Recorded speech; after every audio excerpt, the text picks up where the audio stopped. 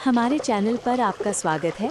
आज हम आपको मौनी अमावस्या 2026 एक विस्तृत आध्यात्मिक कथा के विषय में बताएंगे। साल 2026 का माघ मास उत्तर भारत की ठंडी हवाओं में एक अद्भुत कंपन था। ऐसा कंपन जो केवल मौसम का नहीं बल्कि चेतना का था। पौष की शीत ऋतु विदा ले रही थी और माघ की पवित्रता अपने पूर्ण वैभव के साथ अवतरित हो रही थी। इसी माघ मास की अमावस्या मौनी अमावस्या, जिसे सनातन परंपरा में आत्मशुद्धि, मौन साधना और ब्रह्म ज्ञान का द्वार माना गया है। प्रयागराज की पावन भूमि, जहां गंगा, यमुना और अदृश्य सरस्वती का संगम होता है, इस अवसर पर एक जीवंत तीर्थ बन चुकी थी। दूर दूर से आए श्रद्धालु, अखाड़ों के नागा साधु, वैष्णव संत, शैव योगी, गृहस्थ परिवार, युवा और वृद्ध सभी एक ही उद्देश्य से एकत्र थे: मौन, स्नान और आत्मचिंतन। मौनी अमावस्या की प्रामाणिक पौराणिक कथा। मनु महाराज और गंगा स्नान से जुड़ी शास्त्रीय मान्यताएं। शीर्षक: मौन, मनु और मानव धर्म। सनातन धर्म में कुछ तिथियां केवल पंचांग की गणना नहीं होती, वे मानव चेतना के विकास की सीढ़ियां होती हैं। मौनी अमावस्या ऐसी ही एक दिव्य तिथि है। ये माघ मास की अमावस्या को आती है और मौन, स्नान, संयम तथा आत्मचिंतन का पर्व मानी जाती है। मौनी अमावस्या का सीधा संबंध मनु महाराज से जोड़ा जाता है। मनु केवल एक राजा नहीं थे, वे मानव धर्म के प्रवर्तक थे। मनुष्य शब्द भी मनु से ही उत्पन्न माना जाता है।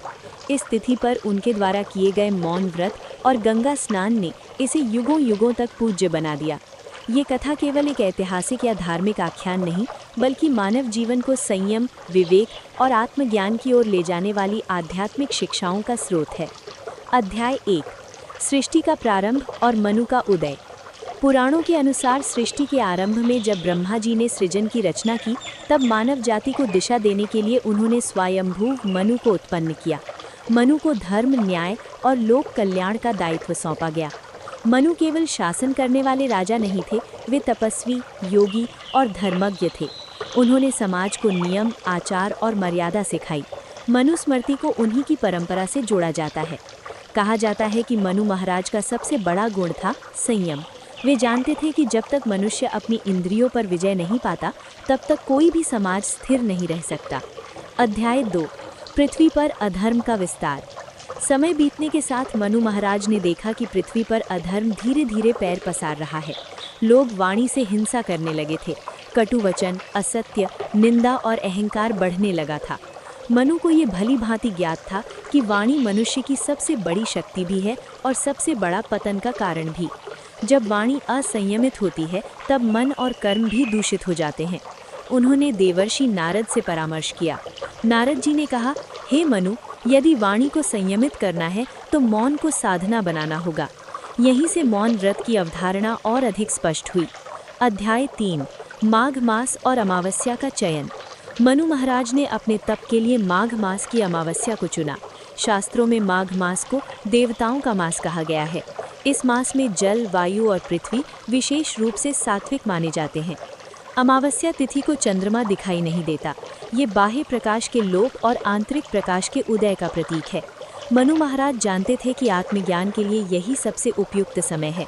उन्होंने गंगा तट पर जाकर मौन व्रत और स्नान का संकल्प लिया। अध्याय 4: गंगा का आध्यात्मिक स्वरूप। गंगा केवल एक नदी नहीं है, पुराणों में उन्हें माँ गंगा कहा गया है। मोक्षदायिनी, पाप नाशिनी और जीवनदायिनी। भागीरथ की तपस्या से जब गंगा स्वर्ग से पृथ्वी पर अवतरित हुई, तब भगवान शिव ने उन्हें अपनी जटाओं में धारण कर पृथ्वी पर उतारा, जिससे उनका वेग नियंत्रित हो सके। इसी कारण गंगा को त्रिपथ कहा गया, स्वर्ग, पृथ्वी और पाताल तीनों लोकों में प्रवाहित होने वाली। माघ अमावस्या को गंगा का जल विशेष रूप से दिव्य माना जाता है। कहा जाता है कि इस दिन देवता स्वयं गंगा में स्नान करने आते हैं। अध्याय 5: मनु महाराज का मौन व्रत। माघ अमावस्या की रात्रि मनु महाराज ने गंगा तट पर आसन ग्रहण किया। उन्होंने न वाणी का प्रयोग किया, न संकेतों का, केवल श्वास और ध्यान। रात्रि का प्रत्येक प्रहर उनके लिए आत्मनिरीक्षण का चरण था। उनके मन में बीते युगों की स्मृतियाँ, मानव की कमजोरियाँ और संभावनाएं उभरने लगी। उन्होंने अनुभव किया कि जब शब्द रुकते हैं, तब सत्य बोलने लगता है। अध्याय 6: ब्रह्म मुहूर्त का गंगा स्नान। ब्रह्म मुहूर्त में मनु महाराज गंगा में उतरे। शीतल जल ने उनके शरीर को स्पर्श किया, पर उनके मन में अद्भुत ताप, तपस्या की अग्नि प्रज्वलित थी। उन्होंने बिना किसी मंत्रोच्चार के स्नान किया। ये स्नान कर्मकांड नहीं, चेतना का संस्कार था। कहा जाता है कि उस क्षण गंगा का जल प्रकाशमान हो उठा और देवताओं ने पुष्प वर्षा की। अध्याय 7, भगवान विष्णु का साक्षात्कार। मनु महाराज की साधना से प्रसन्न होकर भगवान विष्णु प्रकट हुए। उन्होंने कहा, हे मनु, तुम्हारा मौन व्रत आने वाली मानव जाति के लिए मार्गदर्शक बनेगा। जो भी माघ अमावस्या को मौन, स्नान और संयम का पालन करेगा वो आत्मशुद्धि प्राप्त करेगा। भगवान विष्णु ने ये भी वरदान दिया कि इस दिन गंगा स्नान करने से अनेक जन्मों के पाप नष्ट होंगे। अध्याय 8, मौनी अमावस्या की स्थापना। इसी घटना के बाद माघ मास की अमावस्या को मौनी अमावस्या कहा जाने लगा। ये दिन केवल उपवास का नहीं बल्कि आत्मनियंत्रण का पर्व बन गया। ऋषि मुनियों ने इस तिथि को मौन, दान, स्नान और ध्यान के लिए सर्वोत्तम बताया। अध्याय 9, प्रयागराज और संगम का महत्व। जहाँ गंगा, यमुना और सरस्वती का संगम होता है वो स्थान विशेष रूप से मौनी अमावस्या के लिए पवित्र माना जाता है। पुराणों में उल्लेख है कि संगम पर मौनी अमावस्या का स्नान सहस्त्र अश्वमेध यज्ञ के समान फल देता है। इसी कारण कालांतर में ये तिथि महाकुंभ और माघ मेले का प्रमुख स्नान पर्व बनी। अध्याय 10, गृहस्थों के लिए मौनी अमावस्या का संदेश। मनु महाराज की कथा केवल साधुओं के लिए नहीं, गृहस्थों के लिए भी है। मौन केवल वाणी का संयम नहीं, व्यवहार का संयम है। इस दिन झूठ, कटु वचन, क्रोध और अहंकार से दूर रहना ही वास्तविक व्रत है। अध्याय 11, शास्त्रीय प्रमाण और मान्यताएं। पद्म पुराण, स्कंद पुराण और नारद पुराण में मौनी अमावस्या के स्नान और मौन व्रत की महिमा वर्णित है। कहा गया है, माघे मासी अमावस्याम गंगा स्नानम विमुक्तिदम, अर्थात माघ मास की अमावस्या का गंगा स्नान मुक्ति प्रदान करने वाला है। उपसंहार, मौन से मोक्ष तक। मौनी अमावस्या की कथा हमें ये सिखाती है कि शब्दों का संयम ही जीवन का संयम है। मनु महाराज ने मौन के माध्यम से मानव धर्म को दिशा दी। गंगा का स्नान केवल जल से नहीं, चेतना से होता है। जो व्यक्ति इस दिन मौन होकर स्वयं से मिलता है वही वास्तव में मनु की परंपरा का उत्तराधिकारी है। इला मौनी अमावस्या व्रत कथा, सोमा धोबिन और गुणवती। प्राचीन समय की बात है, कांचीपुरी नगर में एक ब्राह्मण रहता था जिसका नाम देवस्वामी था।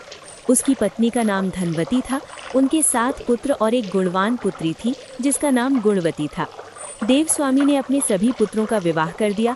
जब पुत्री गुणवती विवाह योग्य हुई तो उन्होंने उसके लिए एक योग्य वर खोजा और अपनी पुत्री की कुंडली एक विद्वान ज्योतिषी को दिखाई। ज्योतिषी ने कुंडली देखकर चिंता व्यक्त की और कहा कि कन्या के भाग्य में विवाह तो है, लेकिन विवाह के समय सप्तपदी यानी 7 फेरे होते ही इसके पति की मृत्यु हो जाएगी, क्योंकि इसकी कुंडली में वैधव्य दोष है। निवारण का उपाय। ये सुनकर पूरा परिवार शोक में डूब गया। देवस्वामी ने ज्योतिषी से इसका उपाय पूछा। ज्योतिषी ने कहा कि इस दोष का निवारण केवल एक ही तरीके से हो सकता है। सिंघल द्वीप, वर्तमान श्रीलंका में एक सोमा नाम की धोबिन रहती है। वो अत्यंत पतिव्रता और पुण्य आत्मा है। यदि वो विवाह के समय यहाँ आकर अपने सुहाग और पुण्य का दान तुम्हारी पुत्री को दे दे तो ये वैधव्य दोष मिट जाएगा।